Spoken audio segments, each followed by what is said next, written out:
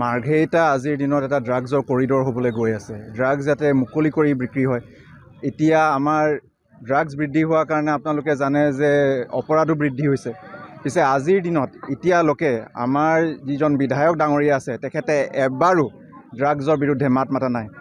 মাৰ্ঘেৰিটাৰ ভৱিষ্যতৰ কাৰণে এবাৰো মাত মাতা নাই। তাৰ বাবে আমি সকলোৱে যিখিনি আমাৰ সচেতন ৰাইজ আছে, আমাৰ কংগ্ৰেছৰ সকলো পৰিয়াল আছে, সকলোৱে আমি ঐক্যবদ্ধ হৈ পেলাই আমি ওলাই আহিছোঁ আৰু সকলোকে আমি জনাব বিচাৰিছোঁ যে ড্ৰাগছৰ কোনো পধ্যে আমি বৃদ্ধি পাব নোৱাৰোঁ। নহ'লে এনেকুৱা যদি হৈ যায় তেতিয়াহ'লে সমাজ আৰু কেতিয়াও ঘূৰি নাহে। নৱপ্ৰজন্মলৈ আমাৰ সেয়াই আহ্বান যে ড্ৰাগছৰ পৰা দূৰত থাকক আৰু সকলোৱে সমাজখন আমি কেনেকৈ ধৰি থ'ব পাৰোঁ সেয়াই আমাৰ আহ্বান। নিৰ্বাচন আহে আৰু যায় সেইটো ডাঙৰ কথা নহয়। আচল কথাটো হ'ল এতিয়া আমাৰ সমাজখন ভাল হৈ থাকিব লাগে। সমাজখন আমাৰ যিখিনি আমাৰ যুৱ প্ৰজন্ম আছে সংস্থাপন পাব লাগে। নিবনুৱা সমস্যাৰ কথা এতিয়ালৈকে আপোনালোকে জানে যে বিজেপিৰ ফালৰ পৰা কোনো পৰিকল্পনা নাই।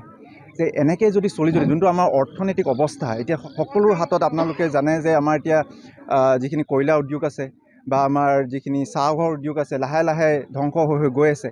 এতিয়া আমি এতিয়া অৰ্থনৈতিক অৱস্থাটো ভাল কৰিবলৈ তাৰ পৰিকল্পনা কি সেইখিনি আমি যিখিনি দেখিছোঁ যে বিজেপিৰ কোনো পৰিকল্পনা নাই বা কিবা যদি কিবা প্লেনিঙো আছে আমি তেনেকুৱা একো দেখা নাই। সেইকাৰণে আমি কংগ্ৰেছৰ ফালৰ পৰা এবাৰ এতিয়া আমি সকলো ওলাই আহিছোঁ। সচেতন ৰাইজে আমাক সকলোৱে আঁকোৱালি লৈছে আৰু আমি আশাবাদী। যিকোনো খবৰৰ বাবে যোগাযোগ কৰক আমাৰ এই নম্বৰত 9181 307 2221।